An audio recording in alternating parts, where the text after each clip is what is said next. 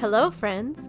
I'm no therapist, but I'm your host, Stephanie Goodman. I'm a wife, a mother, a grandmother, and a woman of faith. Often friends ask me how I have a successful marriage while blending families and staying optimistic in life. This podcast features people with real-life stories about success in relationships and triumph over trial.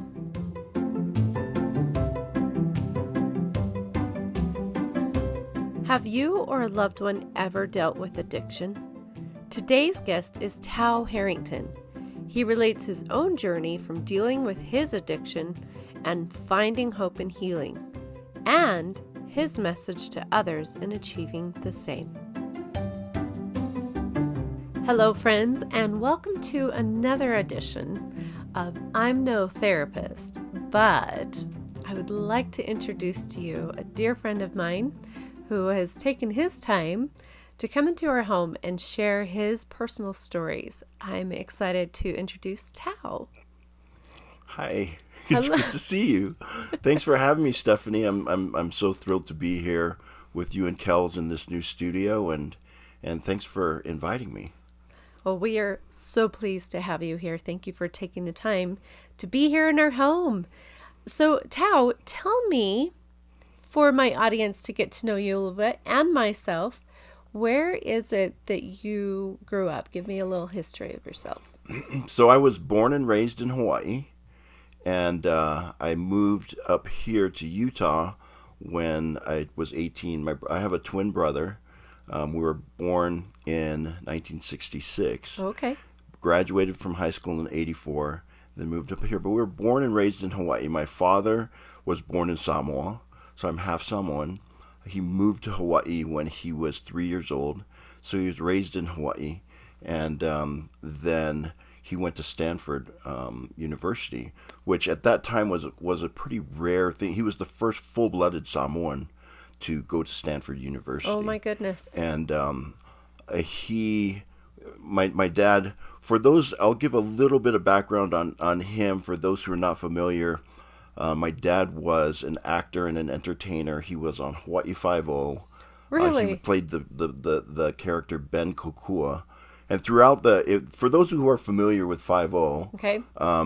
Throughout the series, there's Steve McGarrett, who was the chief of police basically, and then there was always his kind of cast of his inner circle, and there was always at least one Polynesian in that group. And for 3 years, my dad played that role. And so a lot of people got to know my dad, Al Harrington, through Hawaii Five-0. Oh, fascinating. And then he also had a show in Waikiki, and so tourists that would come to Waikiki would go see the different shows, and he was an entertainer there that became very well known.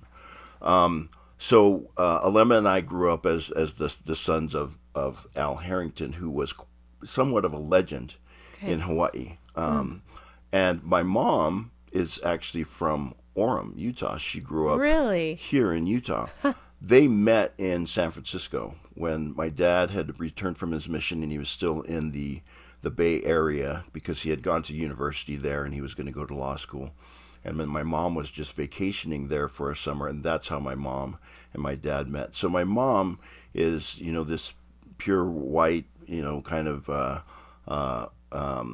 Scandinavian that grew up here in Utah. Okay. White Mormon, and my dad is the Samoan from Polynesia. So Alema and I, and we have two sisters. We're half and half. So was that a trouble in your family, bringing in a white woman from Orem, Utah, and a Samoan? That is a great question, Stephanie. I'm glad that you asked, because especially at that time it was very difficult, and my mother's parents were not happy about this relationship. Mm-hmm. And I've come to learn, I didn't know this as I was growing up, but I came to learn that my mother actually ran away from home essentially so that she could marry my dad. Wow. Her father had prohibited it, and she went against his will so that they could be together. Wow, what a story you have. Yeah. It's interesting because there are a lot of difficulties that come from bringing two cultures together. Yes. But there's so many great things that happen as a result as well. And I've come to really appreciate the fact that my parents came together and that that union produced these 4 children, my brother and myself and our 2 sisters. And while that relationship ended up in divorce, it didn't work out for the long term. I still think that it will work out for the eternities. There is purpose there. Yeah. And when 2 people come together, and if I would love to just share this thought, because there is so much divorce in the world, that children that are the product of those unions that don't always work out are still they're still part of God's plan, you know, and that genetic pool that comes together to form them is unique and is special, and only the union of those 2 people can produce the children that it does. Wow. And as I look at really who we are as the children of these 2 people, and my mother's father was a guy named Lynn McKinley, and people who are familiar with the church, when they used to have these Know Your Religion tours, would be familiar with that name. Lynn McKinley used to tour with Truman Madsen. Oh, yeah. And speak with him on those Know Your Religion tours. And he was a great voice, did a lot of voice work, used to teach voice and diction at BYU. Amazing communicator, very, very, eloquent speaker. Yeah. Wrote a number of books. And so as I look at my father and the communicator and that he was an actor, and then my grandfather on my mom's side, that union has produced a couple of, especially when I talk about my brother and myself, a couple of guys who really love the art of communication. And I like to talk about the art of storytelling. Yeah, definitely. I'm a huge fan of storytelling. When I was little, it was my favorite time to go and visit with the elders of our neighborhood, the grandmas and the grandpas. Yeah. My favorite thing to do was to sit with them to play Chinese checkers. I don't know why Chinese checkers was my favorite, but Chinese checkers was my favorite. And I would ask them stories. How did you find each other? And what was it like to grow up? And I wish so badly that I had a recorder at that time, because they told me amazing stories of growing up. And even at that time of being, I would say 7, 8 years old, to hear the kind of lifestyle that they had before my time was amazing to me. So I've always been a story gatherer. Yeah. Well, I love that about what you're doing. And on my Behance page, which for people who don't know, like if you're in the creative side of things, it's a place where you can kind of post your portfolio. That's the title that I kind of gave that page, is The Art of Storytelling, because it is an art, right? There's people that can just tell a story and it's really just kind of a historical recount of what happened. And then there's those that paint the picture and you feel like you were there. Right? Yeah. It's a good point. I've never thought of storytelling as being an art like that. And I can definitely think of some of my favorite storytellers, especially growing up. Yeah. I won't bring up names, but that's really interesting to embrace that. And I hope to be able to be a storyteller. I know that I'm a storyteller with my art. And I'm learning how to be more of a storyteller. But I am a story gatherer. Yeah, I think you make a great point, Stephanie, because I think that is as important a role as the person telling the story is the person that is in your seat that's drawing the story out of the storyteller. Right. And that's just as important. And we met just recently in this same kind of a situation where I was in your seat drawing the story out of you and Kel's.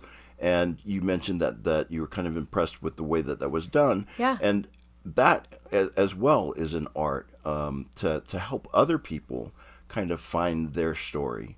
And that's really, I enjoy that process. I really get a lot out of it. It's fulfilling. Oh, yeah, that's exactly right. That's how you and I met, was at the LDS Film Festival, and we were showing a phenomenal documentary, which I think is going to probably It just opened on Friday here in this market. Yeah. Right, and it will be running until Thursday, which is when this podcast will be open, is on Thursday. So we'll promote Waterman as much as we can. It's a phenomenal Great documentary, life-changing, to recognize the spirit of aloha. And I would love for you actually to go in and share with my audience, what is the spirit of aloha? That's a wonderful question, because it is one of those words that's hard to define, but it's easy to sense, to feel it, because it's much more of a emotion than it is a word that you say, oh, aloha. It's a feeling that you have between people that comes from this unconditional love, and an unconditional, like not just unconditional love, but an unconditional relationship where I am here for you without any expectation coming back for me, and vice versa. And so that's what aloha is all about, it's about service, and it's about this unconditional commitment to be there for somebody without feeling like I need to get something out of it. Yeah. Because really what I get out of it is the service that I'm providing. It's very Christ-like in a lot of ways, like this unconditional love. But that's what we grew up with, is this very, it's a community type of a sense where everybody is working for everybody else.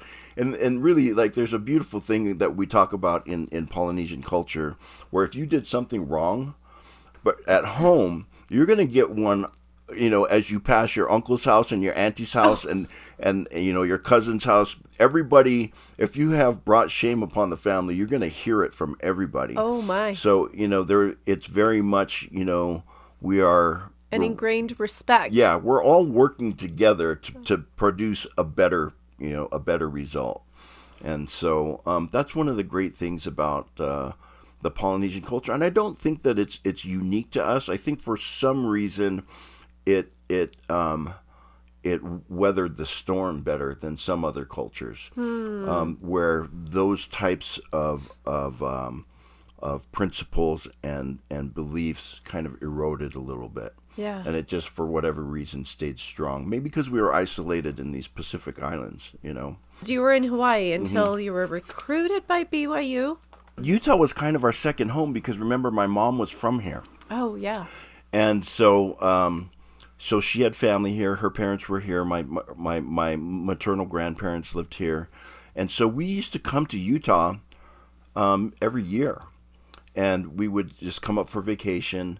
And it was this kind of amazing experiences. These two little brown boys that grew up in an island that never saw snow before. The first time we saw it, we ran out into the snow with no shoes on, and we came back in telling my mom, our feet are burning, because when they get cold, it feels they sting, right? Right. And it was a great experience. But in many ways, Utah was a second home for us. So it wasn't that foreign of an experience, other than the weather. But living here on a full-time basis was a different thing altogether. And speaking of different things altogether, so when you go from playing high school football to playing at the collegiate level, and BYU's a Division I, 1984 is the year that we came up and won the national championship that year. So, it's kind of, it was a big deal, as maybe kind of small time as BYU might have sounded. It was a big deal. Yeah. And one of the things that was a part of playing at that level was the type of treatment that you would get in order to keep you healthy and keep you on the field. And so this is where Alema and myself and a lot of other people that we were introduced to opioid painkillers at that time, because they were being used. And this is, if you go and study kind of the story of the use of opioid painkillers, there was a time when it was very much being pushed by doctors because of the pharmaceuticals that were making money off of it. Oh, but there was not a real deep understanding of the addiction that could come out of it. But I wanted to just bring that up because that became a big part of my life, and has been a big part of my life for since that time. And we're talking about 30 years of my life that was really kind of introduced in that time.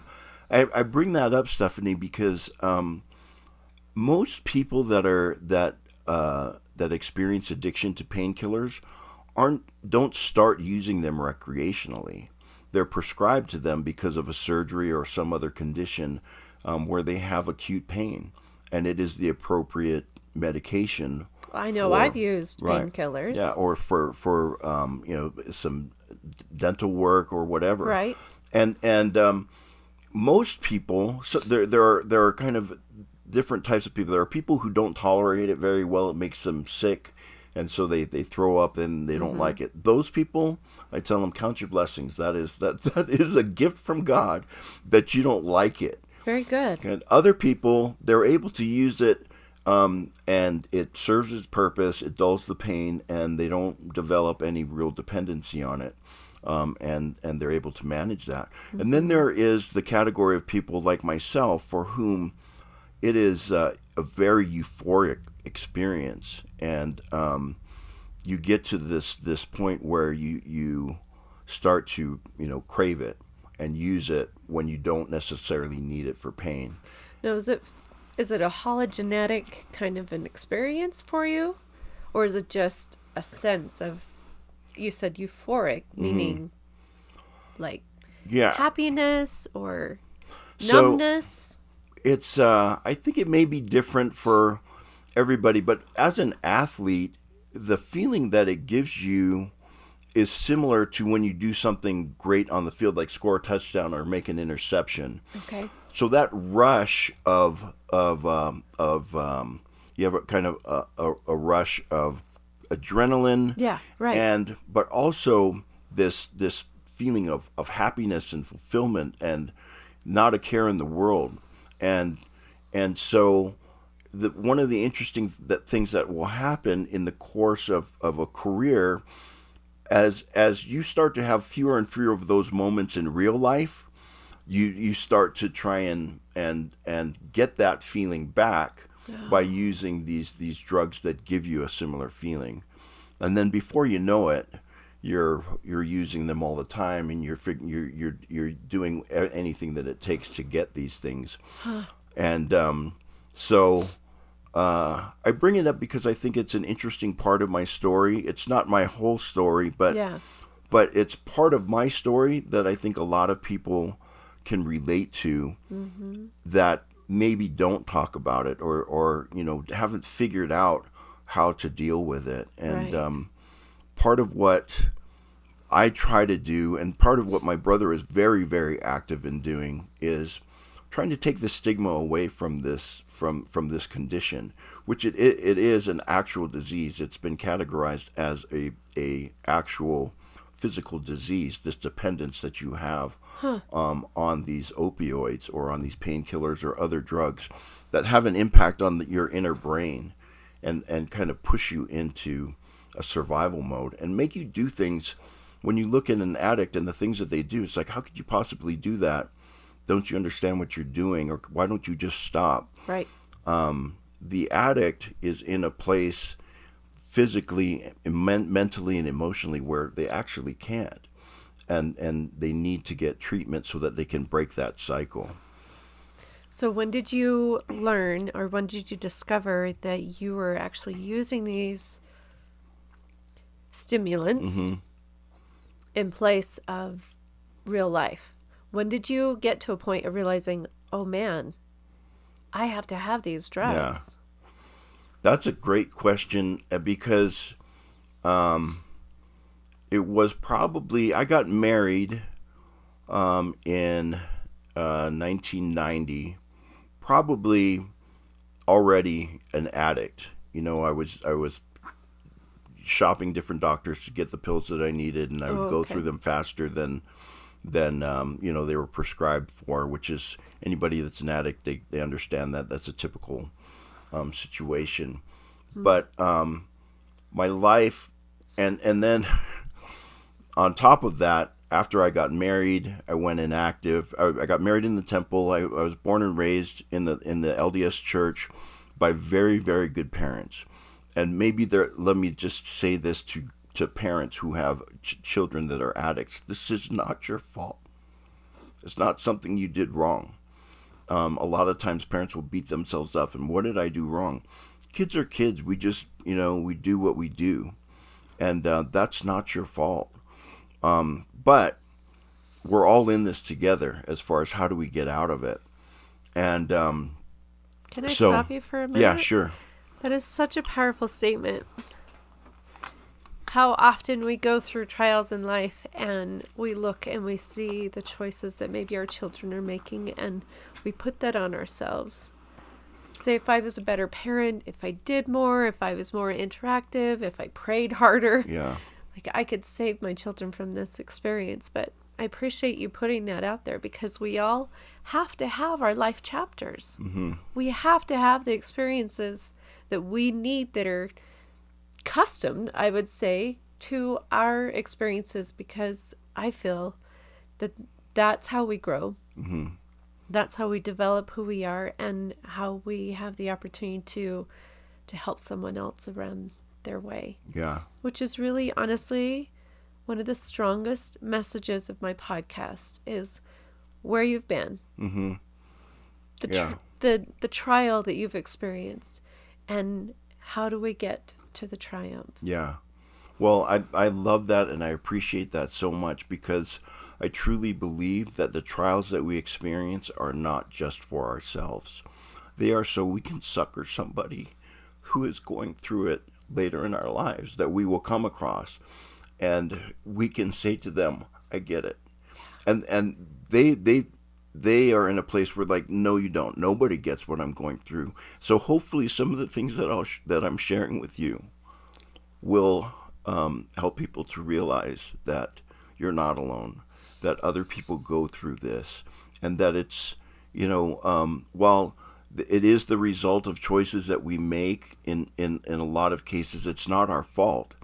And the other part of it is Heavenly Father has a plan, and we will learn. We will learn from these experiences, things that we could never learn had we not gone through them. Yeah. And so both my brother and I are able to come out on this side of it and realize what a blessing, and be grateful for the experiences that we have.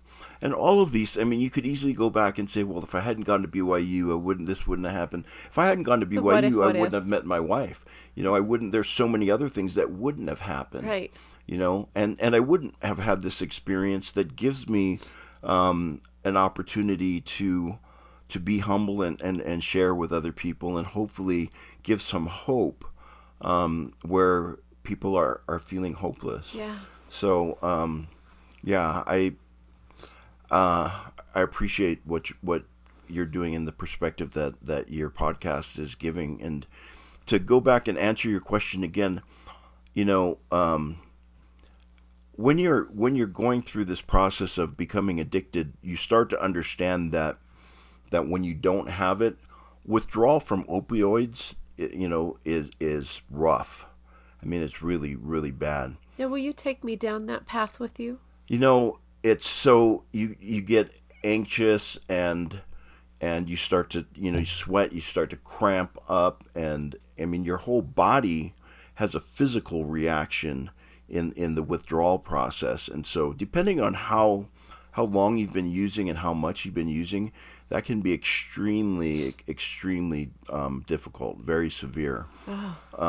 And so one of the things that keeps people using is the fear of withdrawal, because there comes a point where you're not really getting high anymore like you used to, but at least you're avoiding withdrawal. Wow. And you're in this thing where you're just trying to, what they would call get right. I just need to try and get right so that I can function for the day. And I was going to mention, so I had gone inactive and I started using alcohol as well, as which a lot of people will do when you can't get pills. And alcohol was by no means the drug of my choice, but I started using alcohol as well and became a full-blown alcoholic. What a I think about sometimes my mom, like hearing this story, and she knows the whole story, but to just the sorrow and maybe the shame, but I think my mom is over that. But just, it's so hard to hear that your son went through all that stuff, and you raised them better than that, But again, it's not her. My mom's an amazing person. It's not her fault. This just happens to be the path that I took, or that Heavenly Father is leading me through, and there is a purpose in it. But so did alcohol affect your marriage?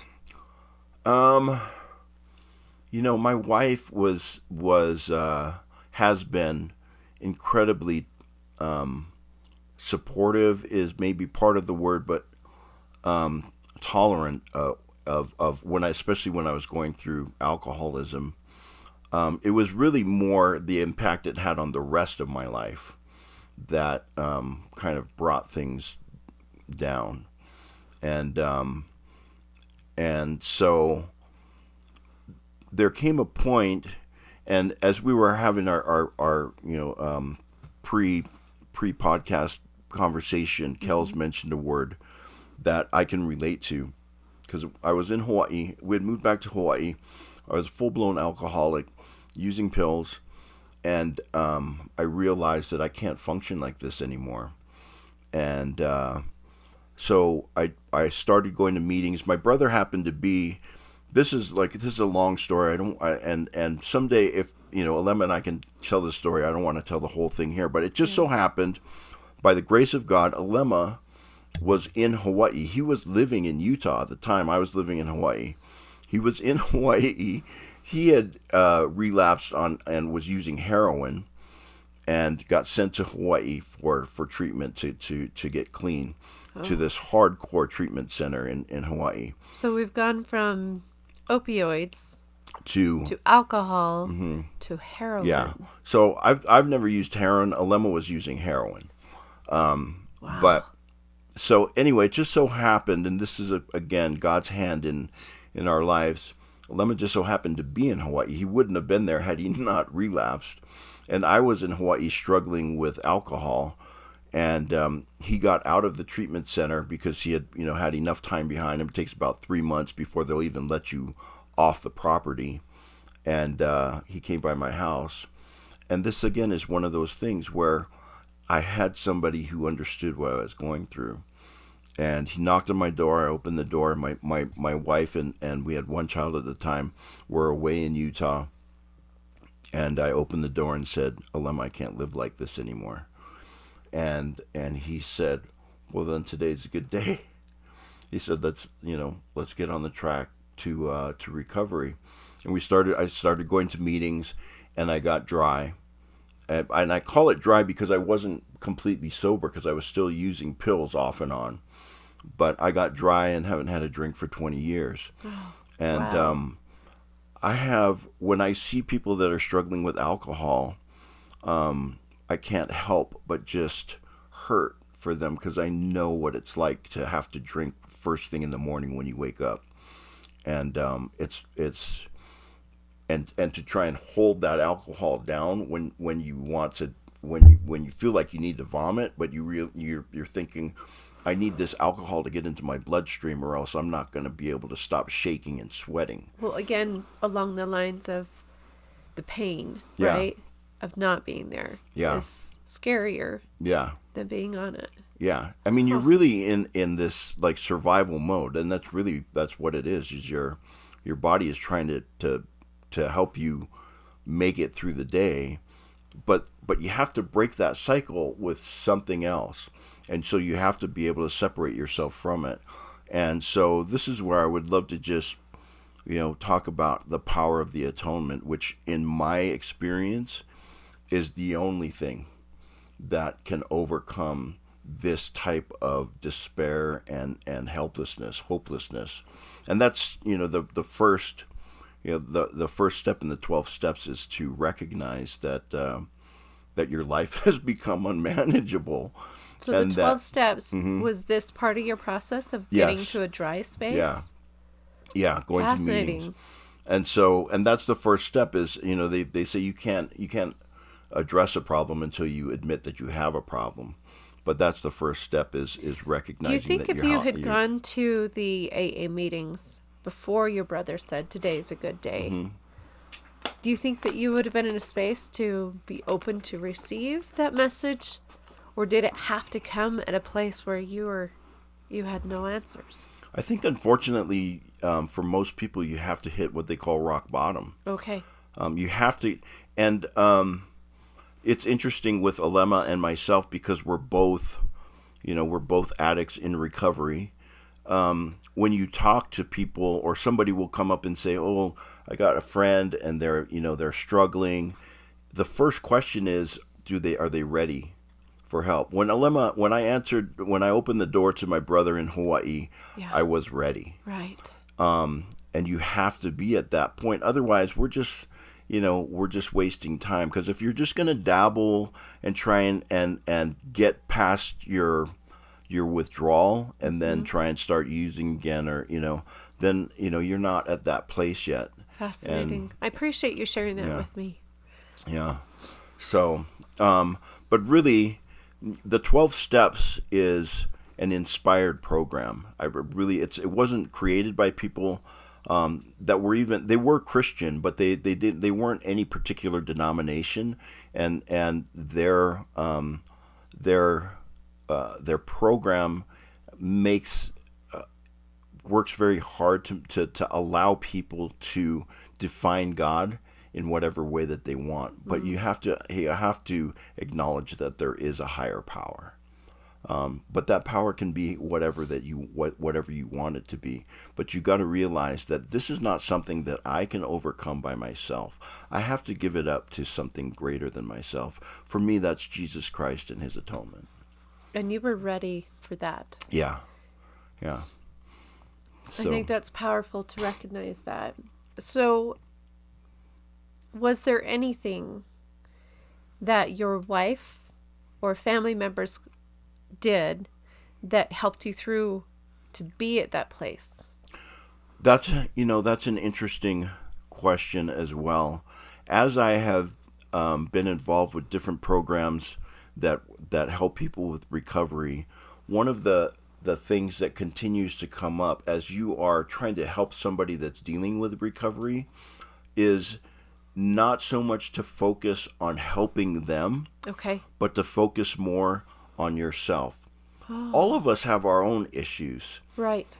When we focus on somebody else and try and fix them, that doesn't help that much, to be honest with you. What does help is if that person who is suffering from addiction sees you trying to fix the things that you have wrong with you.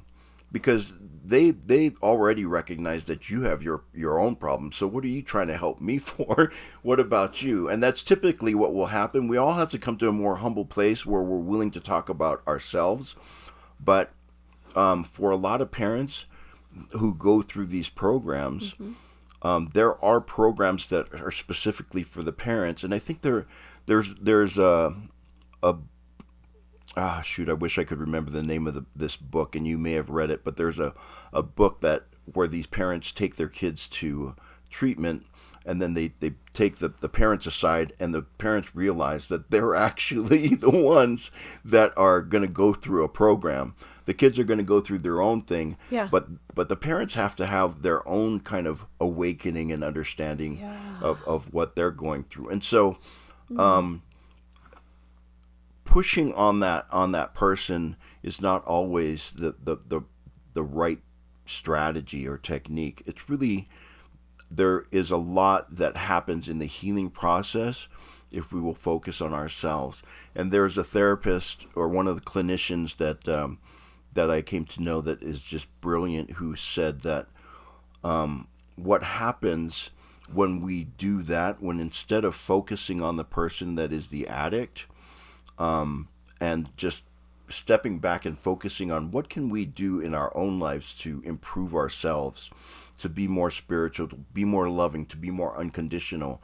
And oftentimes these are things that we think we're doing, but we aren't. We are projecting some shame onto that person, just by the way that we speak or treat them, or ignore them, or whatever we're doing. And so as we step back and focus on those things ourselves, it actually gives space for Christ to step in where we have been in the way and work with that person.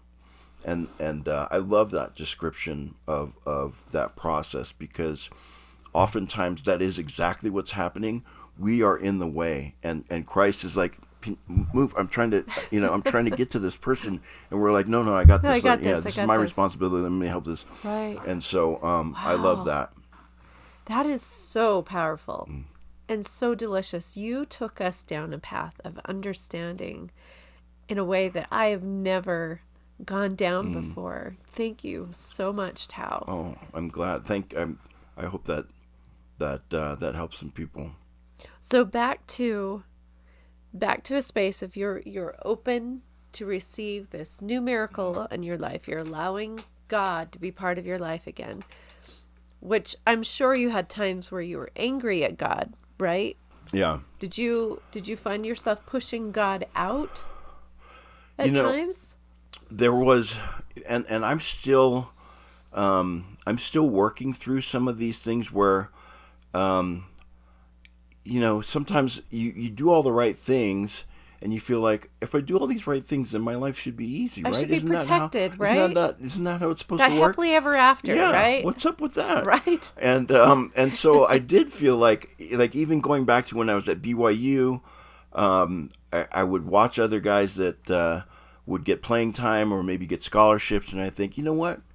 That kid's going to be out of here within like a semester, because I already know what kind of kid we're dealing with, and I'm doing everything I'm supposed to do at that time. I was, right. Yeah. And how come I'm not getting playing time? And so there started to build up this bitterness within me that I've had to let go. And part of that process is, like we just have already talked about, is just switching your perspective and being grateful for our trials. And understanding that these trials are giving us strength. These trials are giving us experience that we can share with other people. Yeah. That we would never, sure, that person got playing time. Maybe they got to the NFL. There's all kinds of things that they got, but they didn't get what you got. Mm-hmm. And be grateful for what you got. Yeah, we talk about how comparison kills confidence. Yeah, right? I love that. A lot of the times we are looking at where someone is in association to where I am at this space, and putting that shame on me, not realizing what it's taken for that person to be where they are. Yeah.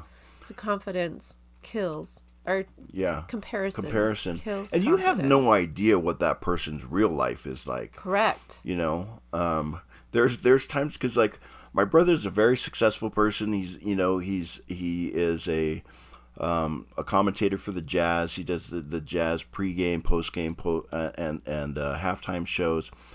A lot of great things, and sometimes I look and go, man, how come I can't be like that? Then I look a little deeper and go, but would I want to trade places with Alema? and no, he's had it rough, and most people.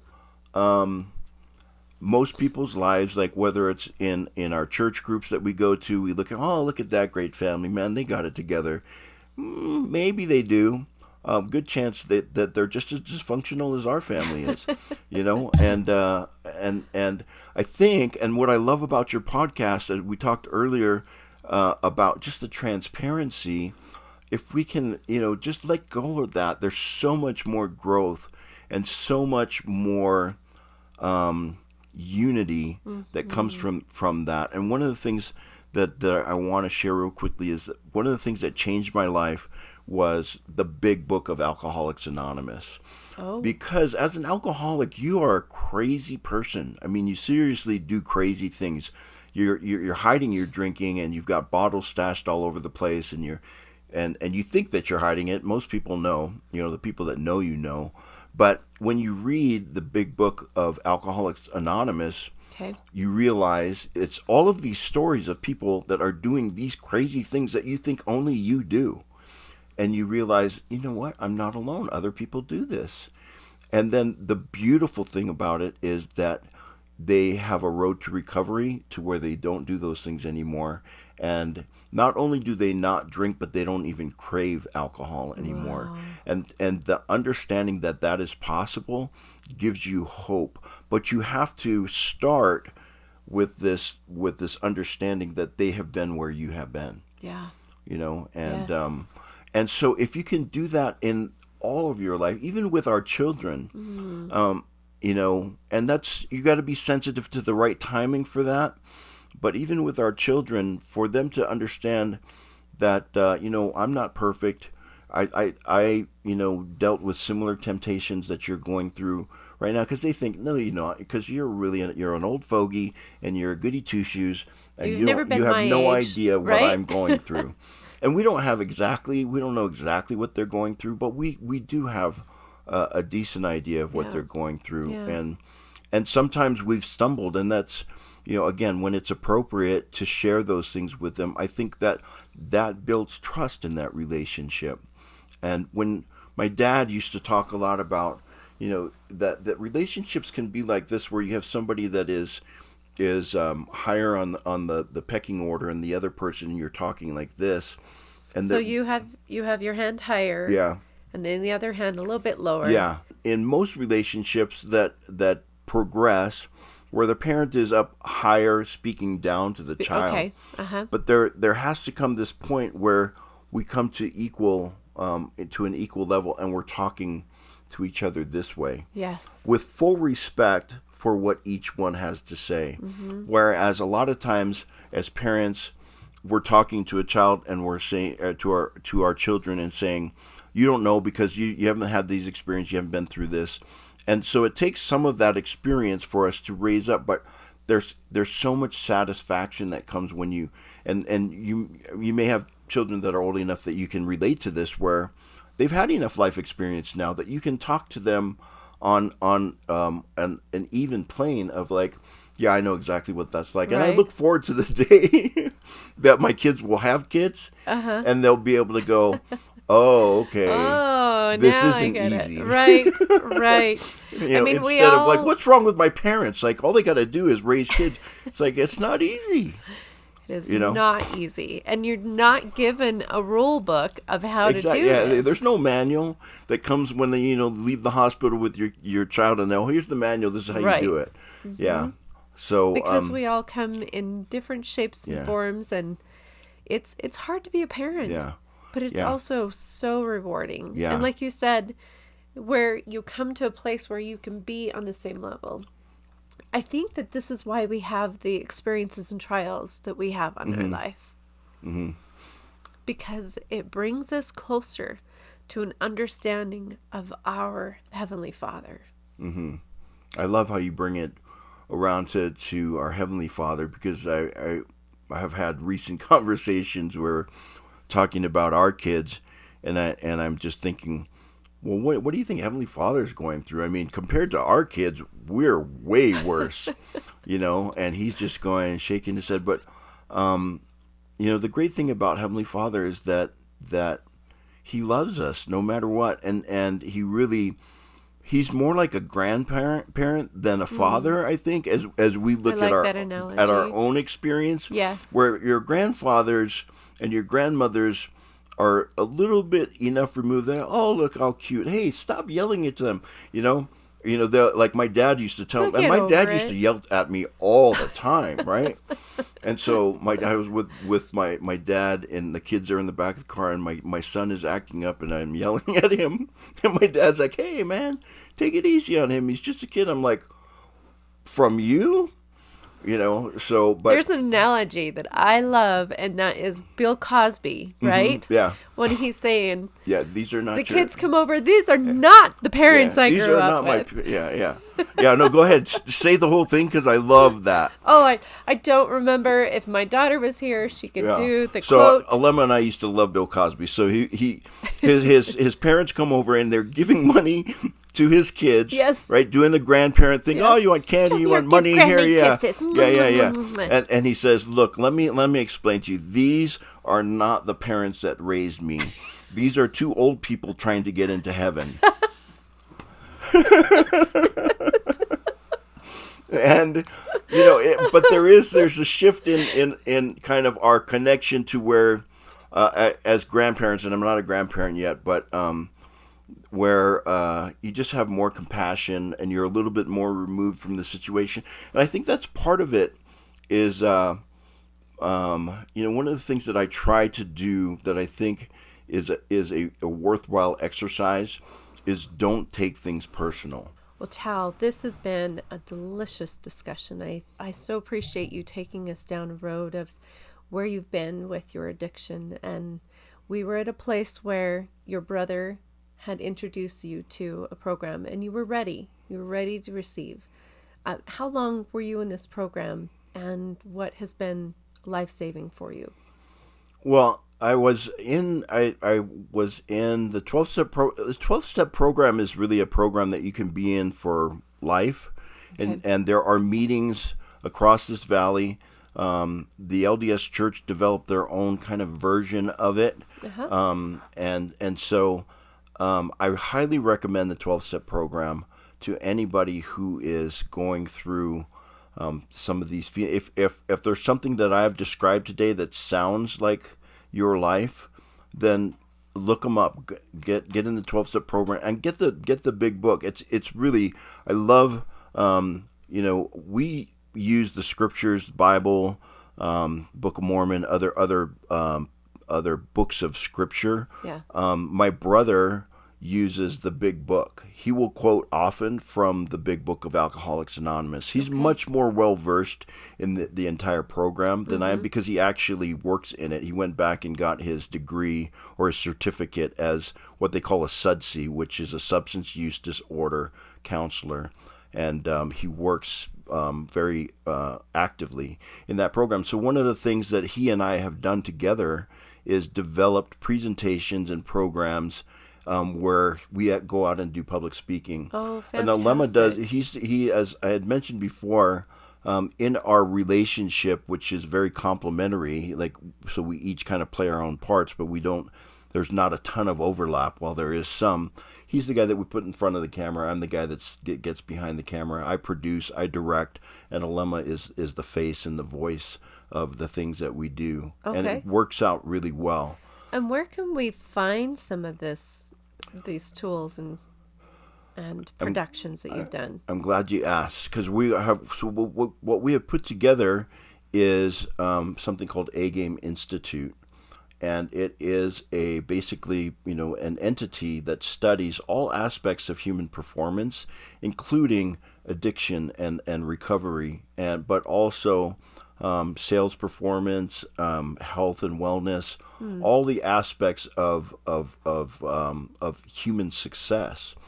And this was really inspired by our dad, who was always really interested in these things. My dad read a book. He was given a book when he was in the mission field in Samoa called Think and Grow Rich.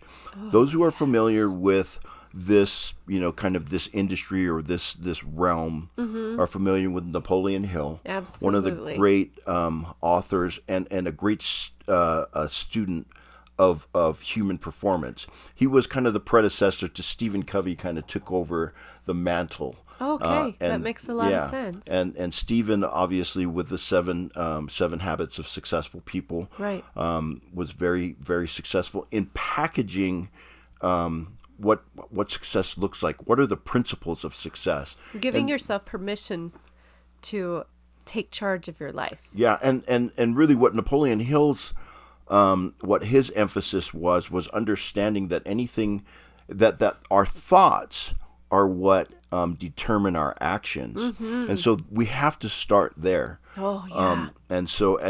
And he was, I think, coined the phrase that anything that you can conceive, you can achieve. So it all starts in our minds, though, and we have to control our thoughts. And so often that's where we get sideways, is that our thoughts are negative. And so we need to change our thoughts to become more positive. And there are many methods for doing that. And prayer and meditation are a big part of that. Yes. So what Alema and I have done and is gotten together and said, how can we, on my side of it, is how can I help tell this story of success, tell your story, because there's an interesting thing. I'm very much aware of the power of celebrity, as I have observed it in my life, because Alema and I are twins. We're not identical, but we look very much alike. But if Tau Harrington says something, people go, oh yeah, okay. If Aloha Harrington says something, people go, oh wow, simply because of his celebrity. And that's not something that bothers me. That's something that I look at and say, how do we take advantage of that? Oh. Right? And so, and from my side of it, one of the things that I understand is, like, I can write the things that he says, and if he says them, I'm just as much a part of it. And so we work together that way. And I don't know how that sounds. If it sounds like I need to be a part of it. Strengths and weaknesses. Yeah, but it really is. Gifts and talents. It's really an acknowledgement of how things work. Yeah. And how people respond. And you'll look at some of these other books that talk about having, an expert on an expert spokesperson. That person may not be really that well versed in the subject matter or in the product that they're endorsing, but because it's LeBron James or some other celebrity, we're going to respond better to it. So who am I to say, well, let me give the message? No, why don't you write the message and give it to LeBron James and let him give the message? Therein is the power. So that's why I love working together, because it is a selfless process where he understands he doesn't do what I do. I understand I don't do what he does. But together we can do some great things. And so we have agameinstitute.org and agameinstitute.com. So we have these website that we developed. We have A Game Institute on YouTube, where some of the podcasts that we talked about, that we've done some of those things, and they're posted there. And we are just getting started on this, and so, but those are the places that we will be posting those things. So I would ask people, keep an eye out for A Game Institute or the A Game Institute, and that's really what we're all about, is helping people bring their A game every day. Okay, so if I go to agame.com or agame.org. A-Game Institute. It has, it's agameinstitute.org or .com. What am I going to experience? So, and why am I going to go to that website? What's drawn me to that? What we are developing, and it's still in the process, so at this point it's going to be minimal what you're going to find there, but there will be curriculum for people to discover how to bring their A game every day. We have a number of presentations that we've put together, and I won't get into all of them just because for sake of time. Yeah. One of them has to do specifically with addiction and recovery, and how you fill your life with hope. It's called the Hope Presentation. Oh, another one is called A Game Philosophy, where we take 5 principles that all start with A, and we just break down how you bring your A game every day. The one that we're working on right now that I'll mention in a little bit more depth is called the 7 C's of Success. And this is Alema. This is kind of how we work together. Alema had this presentation that he put together called the 7 C's of Success. It's 7 principles. They all start with the letter C. 7 is a great number because it represents completeness. Yeah. It was made popular by Stephen Covey, who is kind of one of the godfathers of this industry or this space. Self-improvement. Yeah, the self-improvement space. Right. And so we have 7 principles that start with C. And Lemon was doing this presentation, and he came to me and he said, I'm doing this presentation. I'm going to do it for a larger group. Can you help me with some branding on it? All it is 7 C's of success.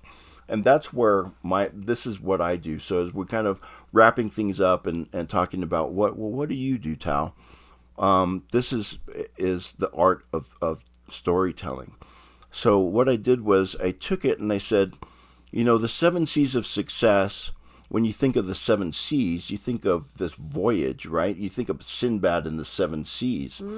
So why don't we take that and kind of play with that and brand it around the 7 C's of success and this journey through these 7 C's to get to the destination of success. And so that's what we kind of started with that, and then we brought in this fact that we come from a Polynesian heritage that is known for navigating the Pacific Ocean, which is the largest body of water on planet Earth. The fact that our people, our ancestors, were able to find islands in the middle of this vast ocean is, the odds are ridiculous. It's near impossible. But they were able to do it because they had a vision. They had certain principles that they adhered to that helped them to find their destination. And so in the process of the art of storytelling, we took it from just 7 principles that start with the letter C, such as commitment and communication and collaboration and celebration and courage, to more than just 7 principles. It's a journey that we take people through, and we actually help them to understand the culture behind navigating it, and the constellations, and looking to the stars, and using and feeling the currents that carry us on our journey, and understand that before you ever leave on that to get on the water, you have to. There's a process in building a canoe that is very spiritual, and that everybody contributes to. And that as you get on that boat, you don't get on that boat thinking, man, I hope we hit an island sometime. No, you get on that boat with a destination in mind. Okay. And then you use the tools that you've been taught and that you developed, and you continue to gain new experiences. And you use those things that are around you to arrive at your destination. And so this presentation turns from a PowerPoint with 7 C's, 7 principles that start with letter C, to a true journey that is completely different from anything that you'll experience. And we are in the process right now of refining that and taking it to corporate America and taking it to education systems so that we can speak to kids, students, corporations about developing a culture that really has a purpose and that finds success and participates and enjoys the journey. I would say, first of all, that is absolutely incredible. It sounds like something that will be life-changing to anyone who envelops that journey in their life. They'll be a different person. Mm-hmm. They'll be able to navigate through life in a whole different way, empowered with knowledge. Super amazing. I just want to say thank you for being here. Thank you for sharing your vulnerable story. Thank you for using that experience to better the lives of others around us and to be able to provide resources that can help us for those that are going through it and those that we know that are loved that are going through that. Tau, thank you so much for being here. My pleasure. Thank you. If you've enjoyed this episode, remember to subscribe, share, like us on Facebook, and follow us on Instagram. Please comment because I would love to hear about what you think and what you want to see in the future. I'm no therapist, but I am your host, Stephanie Goodman.